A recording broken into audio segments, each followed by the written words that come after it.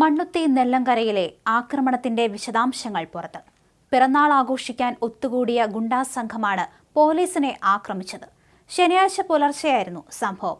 നെല്ലങ്കര വൈലോപ്പിള്ളി നഗറിൽ അൽത്താഫ്, അഹദ് എന്നിവരുടെ വീട്ടിൽ പിറന്നാൾ ആഘോഷിക്കാൻ സുഹൃത്തുക്കളായ ഗുണ്ടകൾ എത്തിയതാണ് പ്രശ്നങ്ങളുടെ തുടക്കം. മണ്ണുത്തി കൺട്രോൾ റൂം വാഹനവും പോലീസുകാരെയുമാണ് ഗുണ്ടാ സംഘം ആക്രമിച്ചത്. സംഭവത്തിൽ 6 പേർ പോലീസ് കസ്റ്റഡിയിലാണ്. 2 കൊലക്കേസിൽ പ്രതിയായ ബ്രഹ്മജിത്ത് ഉൾപ്പെടെയാണ് പിടിയിലായത്. അതിനിടെ തന്റെ കൈകാലുകൾ പോലീസ് തല്ലിയൊടിച്ചെന്ന് ബ്രഹ്മജിത്ത് ആരോപിച്ചു.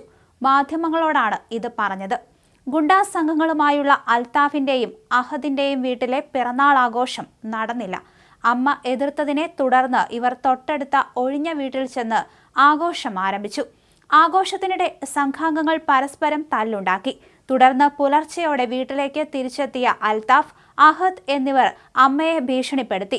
ഇതേ തുടർന്ന് അമ്മ പോലീസിനെ വിവരമറിയിച്ചു. ആദ്യം പ്രശ്നം അവസാനിപ്പിക്കാൻ ശ്രമിച്ചെങ്കിലും ലഹരി ഉപയോഗം മൂലം മക്കൾ ആക്രമിക്കുമെന്ന് ഭയമുണ്ടെന്ന് അമ്മ അറിയിച്ചതിനെ തുടർന്ന് പോലീസ് അവരെ സ്റ്റേഷനിലേക്ക് കൊണ്ടുപോകാൻ ശ്രമിച്ചു. ഈ സമയം മറഞ്ഞിരുന്ന മറ്റു ഗുണ്ടകൾ സ്ഥലത്തെത്തി പോലീസിനെ ആക്രമിക്കുകയുമായിരുന്നു. 3 നില വീട് കേന്ദ്രീകരിച്ച് ലഹരി സംഘം ക്ലബ് നടത്തിയിരുന്നുവെന്നും 30ഓളം പേർ അക്രമി സംഘത്തിലുണ്ടായിരുന്നുവെന്നും നാട്ടുകാർ പറഞ്ഞു. 3 പോലീസ് ജീപ്പുകളാണ് അക്രമികൾ തകർത്തത്. ആക്രമണത്തിൽ പരിക്കേറ്റ 4 പോലീസ് ഉദ്യോഗസ്ഥരെ ആശുപത്രിയിൽ പ്രവേശിപ്പിച്ചിരിക്കുകയാണ്. 15 പേരുടെ സംഘമാണ് പോലീസിനെ ആക്രമിച്ചത് എന്നാണ് പുറത്തുവരുന്ന വിവരങ്ങളിൽ പറയുന്നത്.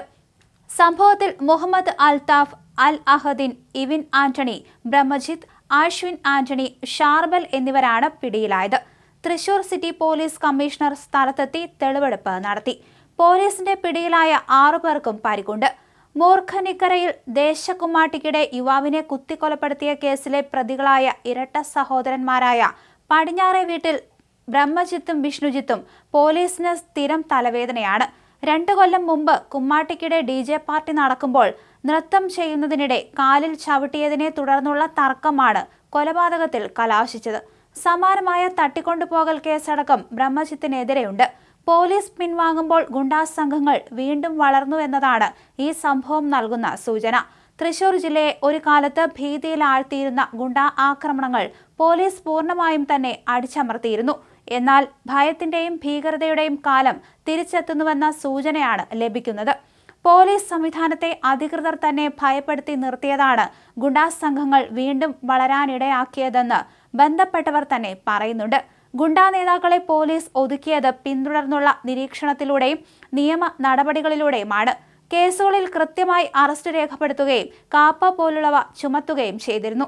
ഇയാൾക്ക് കീഴിൽ 50ഓളം ഗുണ്ടകൾ വരെ ഉണ്ടായിരുന്ന കാലമുണ്ടായിരുന്നു. ഒരു കേസ് കഴിഞ്ഞ് പുറത്തിറങ്ങാനൊരുങ്ങുമ്പോഴേക്കും മറ്റൊരു കേസിൽ പൂട്ടിടുന്ന രീതിയാണ് മുമ്പുണ്ടായിരുന്നത്. ഇത്തരം രീതികൾ നിലവിലില്ല. നടപടിയെടുക്കുന്ന പോലീസുകാർക്കെതിരെ തിരിയുന്ന സംഭവങ്ങളും അടുത്ത കാലത്തുണ്ടായി. കാപ്പ നിയമപ്രകാരം നാടുകടത്തൽ ശിക്ഷ അനുഭവിക്കുന്നവർ കേരളത്തിൽ സജീവമാണ്.